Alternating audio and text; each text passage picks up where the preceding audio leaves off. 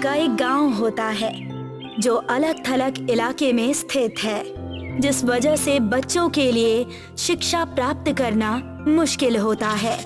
दूर दूर तक कोई स्कूल गांव में नहीं होता है। उसी गांव में आनंद नाम का एक व्यक्ति अपनी पत्नी सुषमा के साथ रहता है। आनंद ने अपने बेटे को पढ़ने के लिए शहर में भेज रखा था और खुद गांव में बच्चों को पढ़ाता था। कब तक मैं बच्चों को यहीं पर शिक्षा देता रहूंगा? उनका स्कूल जाना भी जरूरी है। आप सही कह रहे हैं। अगर आज गांव में स्कूल होता तो शायद हमें हमारे बेटे दिनेश को बाहर दूर शहर में पढ़ने ना भेजना पड़ता।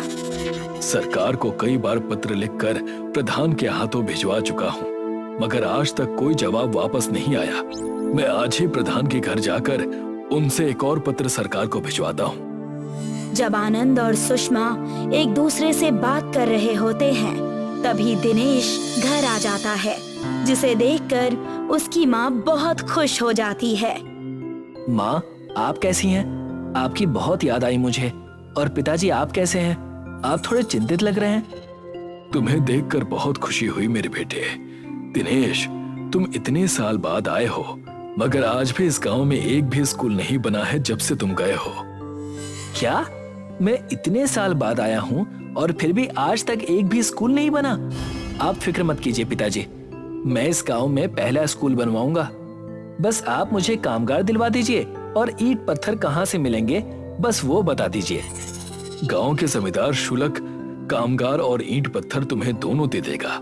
मैं उनसे बात करता हूँ। आनंद और दिनेश दोनों ही जमींदार के पास जाकर उससे कामगार और ईंट पत्थर देने की बात करते हैं, जिस पर जमींदार कहता है, मैं तुम्हें दोनों ही कामगार और ईंट पत्थर बेचूंगा, मगर मुझे 50% पैसे काम शुरू होने से पहले ही देने होंगे। आनंद और उसका बेटा दिनेश उस बारे में सोचते हैं और दिनेश कहता है, ठीक है जमींदार जी, हम 50% पैसे आपको काम शुरू होने से पहले ही दे देंगे। दिनेश जमींदार की बात मान लेता है और स्कूल बनाने का काम शुरू हो जाता है। जब काम शुरू होता है, प्रधान जमींदार के पास जाता है और उससे कहता है, ये तुम क्या कर रहे हो शुल्क जमींदार? उन्हें स्कूल बनाने के लिए कामगार और ईंट पत्थर क्यों बेच रहे हो? अगर वो स्कूल बना लेंगे तो तुम्हारे पास जो कम पैसों में कामगार काम कर रहे हैं, आगे जाकर सब ज्यादा पैसों की मांग करेंगे, क्योंकि वो पढ़े लिखे हो जाएंगे। और आनंद का बेटा स्कूल बना रहा है, इसीलिए लोग आनंद को मेरी जगह प्रधान बना देंगे। उसकी चिंता मत करो प्रधान, उसका हल मैंने निकाल लिया है। मैं जो उन्हें ईंट पत्थर बेच रहा हूँ, दोनों में ही मिलावट करके बेच रहा हूँ। जब बारिश आएगी तब वो स्कूल अपने आप ढह जाएगा। तुम तो मुझसे भी आगे निकले हुए हो शुल्क जमींदार। दिनेश स्कूल बनवाने में लग जाता है। जैसे ही आधा स्कूल बनता है, बारिश का मौसम आ जाता है। जैसे ही बारिश आती है, स्कूल अपने आप ढह जाता है। अरे, ये क्या हो गया? ये स्कूल की इमारत बारिश होते ही कैसे ढह गई? पक्का इस ईंट और पत्थर में कोई मिलावट की गई होगी। दिनेश जमींदार शुल्क के घर में पहुंचता है और सारी बातें उसे बताता है, जिस पर जमींदार कहता है, अगर तुम्हारा स्कूल बारिश आते ही गिर गया तो इसमें मेरा क्या कसूर? मैंने तो तुम्हें अच्छे ईंट और पत्थर दिए थे। लगता है तुमने ही उसमें मिलावट कर दी होगी। दिनेश जमींदार की बात सुनकर वहाँ से निकल जाता है और रास्ते में रोते रोते हार कर, ये सब मेरे साथ क्यों हुआ? मैं तो सिर्फ इस गांव के बच्चों का अच्छा चाहता था और अपने पिता का सपना पूरा करना चाहता था। जब दिनेश रो रहा होता है, उसे एक गिलहरी जख्मी हालत में पड़ी हुई दिखती है। अरे, ये गिलहरी तो बहुत जख्मी हालत में लग रही है। मेरे पास कुछ पानी और खाना है, मैं इसे खिलाता हूँ। जैसे ही दिनेश गिलहरी को खाना और पानी देता है, वो एकदम से ठीक हो जाती है और गिलहरी एक सुंदर जादूगरनी में बदल जाती है और कहती है, तुम्हारा बहुत बहुत धन्यवाद। मुझे बहुत वर्षों पहले एक साधु ने गिलहरी बनने का श्राप दे दिया था और कहा था कि जब तक कोई नेक इंसान तुम्हारी हालत पर तरस खाकर तुम्हें पानी और खाना नहीं देगा, तुम फिर से अपने रूप में नहीं आओगी। मदद करना एक इंसान का फर्ज होता है, चाहे वो इंसान की मदद करना हो या फिर जानवर की। तुम सच में एक नेक इंसान हो। मांगो, तुम्हें क्या चाहिए, मैं तुम्हें वो देने के लिए तैयार हूँ। दिनेश उसके साथ घटी सारी बातें जादूगरनी को बता देता है, जिस पर जादूगरनी कहती है, तो तुम्हें गांव वालों के लिए स्कूल बनाना है। ठीक है, मैं तुम्हारी मदद करती हूँ, एक ऐसा स्कूल बनाने में जिसकी इमारत कभी नहीं हिलेगी। इस छड़ी को किसी भी खेत में गाड़ दो, तो वहाँ की मिट्टी से तुम जो बनाओगे वो बन जाएगा। जादूगरनी दिनेश को छड़ी देती है और वहाँ से गायब हो जाती है। दिनेश छड़ी को लेकर अपने पिता को दिखाता है। आनंद और दिनेश दोनों ही खेत में उस छड़ी को गाड़ देते हैं। अगले दिन वहाँ पर मिट्टी के पेड़ उगाते हैं। यहाँ तो सचमुच मिट्टी आ गई। दिनेश मिट्टी से स्कूल बनाने लगता है और मिट्टी जादुई तरीके से खुद ही अपने आप मिट्टी का स्कूल बनाना शुरू कर देती है। गांव में एक स्कूल बन जाता है, जिस पर प्रधान गुस्सा होकर जमींदार के घर चर्चा करने के लिए जाता है। अरे जमींदार, तुमने तो कहा था कि तुमने उसे मिलावट वाली ईंट और पत्थर दिए थे। ये कौन सी मिट्टी थी जिससे स्कूल इतनी जल्दी बन गया? प्रधान जी, मैं खुद अचंभित हूँ कि वो मिट्टी उसे कैसे मिली जिससे स्कूल इतनी जल्दी बन गया, और बारिश से भी ये मिट्टी का स्कूल ढह नहीं रहा है। हमें कुछ न कुछ तो करना होगा, क्योंकि मैंने सुना है कि वो एक दूसरा स्कूल भी गांव में खोलने वाला है, जिसमें बड़े लोग भी जाकर अपनी शिक्षा पूरी कर सकते हैं। जब दोनों बात कर ही रहे होते हैं, तभी जमींदार का कामगार सोनू अंदर आता है। साहब, साहब। क्या हुआ सोनू? कहाँ से भागे चले आ रहे हो? जमींदार साहब, मुझे पता चल गया है कि उस मिट्टी का राज क्या है। उस दिनेश के पास कोई छड़ी है जिससे वो मिट्टी बनाता है, और मिट्टी को जमा करते ही खुद ब खुद जो चाहे वो बन जाता है। अच्छा, अगर ऐसा है तो वो छड़ी उसके पास नहीं, मेरे पास होनी चाहिए, और मेरे पास भी। हम दोनों ही उसका इस्तेमाल कर लेंगे अपने लिए, घर और बंगले बनाने में। पहले मैं बना लूंगा, उसके बाद तुम बना लेना। ठीक है, ठीक है। प्रधान जमींदार के घर से बाहर आ जाता है, और जब वो अपने घर जा रहा होता है, तभी खुद से कहता है, जब इसके पास वो छड़ी आएगी, ये खुद के लिए घर, बंगला और मकान बनाएगा, उस पर रंग भर देगा कि पता ना चले कि सारी चीजें मिट्टी की बनी हुई हैं। इससे पहले कि ये जाकर वो छड़ी चुराए, मैं ही जाकर आज रात को उसे चुरा लेता हूँ। प्रधान को पता चलता है कि दिनेश उस छड़ी को अपने पिता आनंद के खेत में रखता है। प्रधान योजना बनाता है कि वो आज ही रात में जाकर उस छड़ी को चुरा लेगा। रात होते ही प्रधान अपने मुंह पर नकाब पहनकर आनंद के खेत में जाता है और उस छड़ी को खेत में गड़ी हुई देखता है। ये रही वो छड़ी, अब मैं इसे चुराकर अपने लिए घर और मकान बनाऊंगा। जैसे ही प्रधान छड़ी चुराने जाता है, तभी वहाँ पर एक आदमी और नकाब पहनकर आता है। ये कौन है जो इतनी रात को यहाँ आया है? अगर ये छड़ी चुराने आया है, तो उससे पहले मुझे इस छड़ी को चुराना पड़ेगा।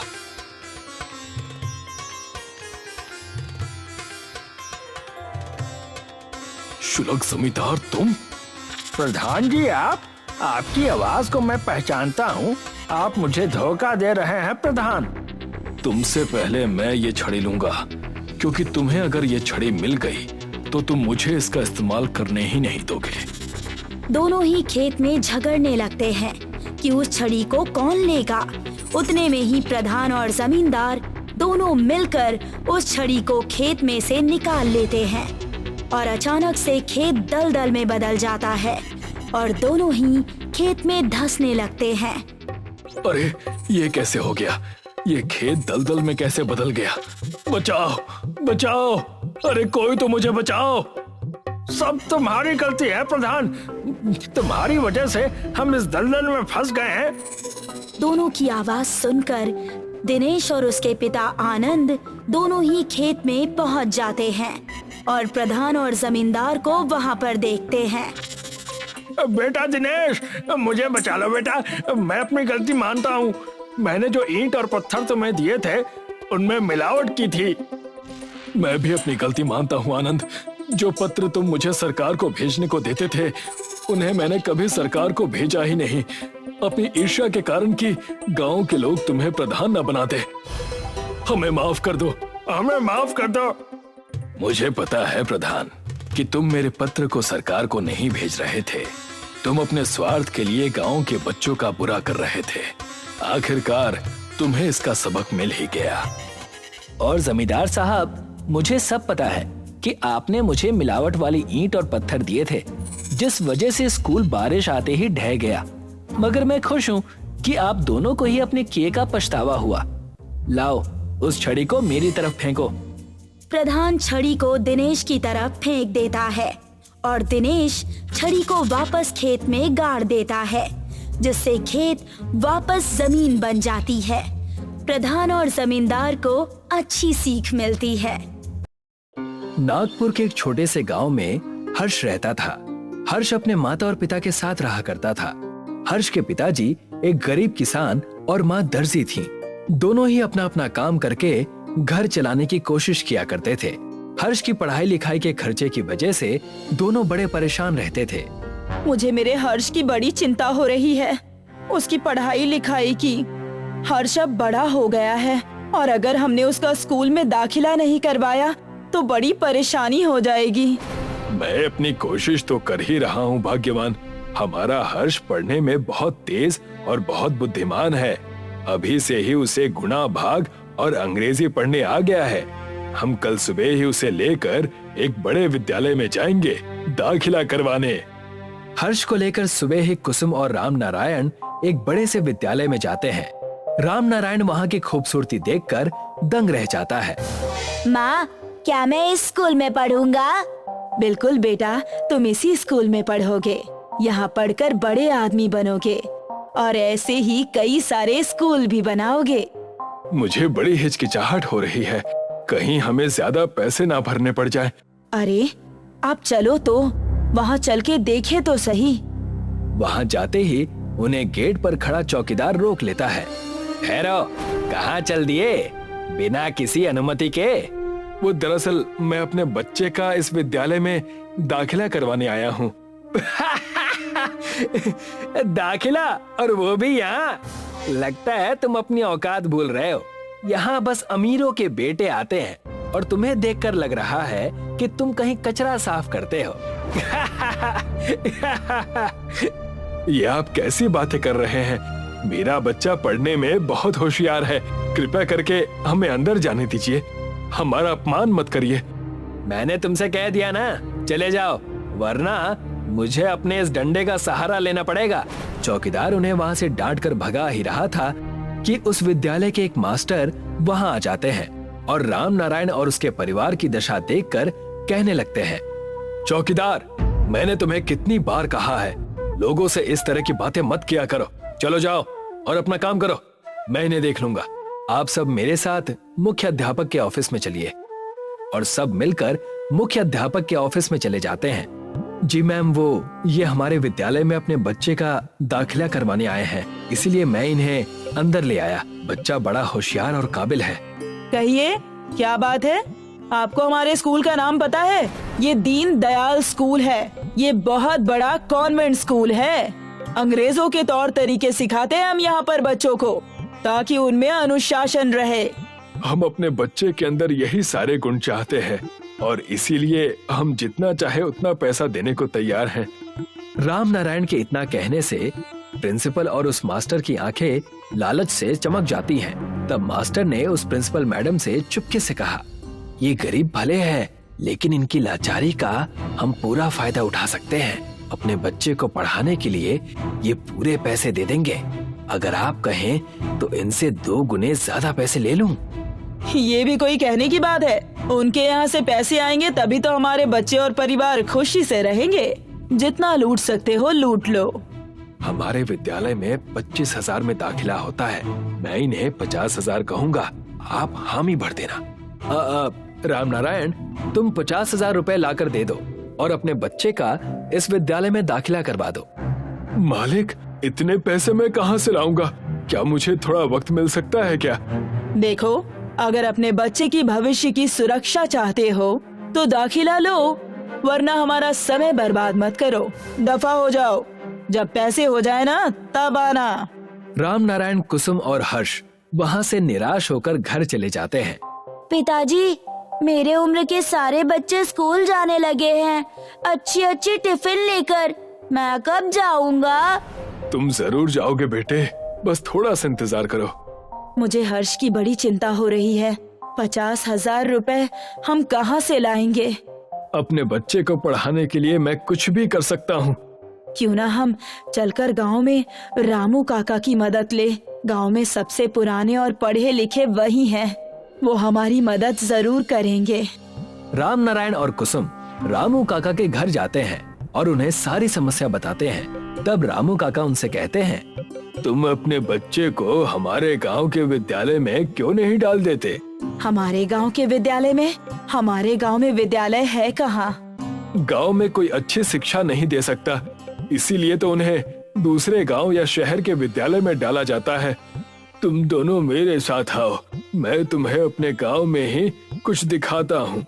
रामू काका उन्हें जंगल के रास्ते से एक गुफा की ओर ले जाते हैं और कहते हैं, इस गुफा में जाओ, तुम्हें सब पता चल जाएगा। जैसे ही कुसुम और राम नारायण गुफा में जाते हैं, किसी दूसरे ही दुनिया में पहुंच जाते हैं और उनके सामने एक बड़ी सी पाठशाला नजर आती है जो पूरी सोने की होती है। उस पाठशाला में सोने की घंटी होती है, सोने का ब्लैक बोर्ड, सोने का बेंच जिस पर सारे बच्चे पढ़ाई कर रहे होते हैं। ये सारी चीजें देखकर कुसुम और राम नारायण चौंक जाते हैं और रामू काका से पूछते हैं, ये सब कैसे हो सकता है? हमारे गांव में सोने की पाठशाला कैसे हो सकती है? और ये गुप्त क्यों है? तब जाकर रामू काका उन्हें सब बताते हैं। अंग्रेजों के डर की वजह से ये स्कूल हमारे पूर्वजों ने यहाँ बनवाया था ताकि हमारी संस्कृति और विचार ना बदले। मेरे पिताजी इस विद्यालय के शिक्षक थे। एक दिन उन्हें अंग्रेजों ने पकड़ लिया। तुम 2 कौड़ी के लोग हमारे जैसे स्कूल्स खोल रहे हो, तुम्हें तो मैं छोड़ूंगा नहीं। लेकिन हमने तुम्हारा क्या बिगाड़ा है? अपने बच्चों को पढ़ा कर तुम हमसे आगे बढ़ना चाहते हो, ये मैं हरगिज नहीं होने दूंगा। तुम हमसे चाहते क्या हो? हम क्या करें? पूरे नागपुर गांव में जितना सोना है तुम हमें लाकर दो और अपनी ये गंदी सी स्कूल बंद करके यहाँ से चले जाओ। मैं इन्हें ये सोना हरगिज नहीं दूंगा। सारे सोने को लेकर उस जंगल के गुफा में छुपा दूंगा और अपनी अलग दुनिया बनाऊंगा। उस वक्त से लेकर अब तक हम नागपुर गांव वाले इस सोने की स्कूल को खुफिया तरीके से चला रहे हैं। हे भगवान, तो असली बात ये है कि आप मेरे बच्चे को भी इस सोने के स्कूल में दाखिला देंगे? कृपा करें रामू काका, मेरे बच्चे को शिक्षा की बहुत जरूरत है। मैं तुम्हारे बेटे को इस विद्यालय में तभी लूंगा जब तुम शहरी विद्यालय की पोल खोलोगे। उन लोगों ने हमारे गांव के कई सारे लोगों को ठगा है, उन्हें तुम्हें पकड़वाना होगा। हम बिल्कुल ऐसा ही करेंगे, उन्हें सजा दिलवा कर रहेंगे। इसके लिए हमें एक सबूत देना होगा। तुम उसकी चिंता मत करो, जितने पैसे उन्होंने मंगवाए हैं उतने पैसे लेकर जाओ। मैं पीछे से पुलिस को बता दूंगा, तब उन्हें रंगे हाथ हम पकड़ लेंगे। कुसुम और राम नारायण ने ऐसा ही किया। वो पैसे लेकर उस महंगे विद्यालय में चले गए और राम नारायण ने प्रिंसिपल से कहा, जी ये लीजिए आपके पैसे, पूरे 50,000 हैं। हाँ हाँ, लाओ लाओ, मुझे पहले से ही पता था कि तुम अपने बच्चे को हमारे पास ही पढ़ाओगे। अरे इतना अच्छा स्कूल जो है और कहाँ सोने की पाठशाला में पढ़ता। लाओ, मुझे पैसे दो। जैसे ही रामनारायण ने पैसे प्रिंसिपल को दिए, पैसे हाथ से लेते ही उस कमरे में पुलिस वाले घुस गए और उन्हें रंगे हाथों पकड़ लिया। तुम्हें हम हवालात में अच्छी शिक्षा देंगे। मैं और मेरे पति मेहनत करके दिन रात लोगों के घरों का काम करके अपने बच्चे को पढ़ाना चाहते थे, और तुम हो कि तुम्हें शर्म ही नहीं है। प्रिंसिपल और मास्टर दोनों रंगे हाथ पकड़े गए और इसी तरह हर्ष अपने सोने की पाठशाला में अपनी शिक्षा पूरी करने लगा।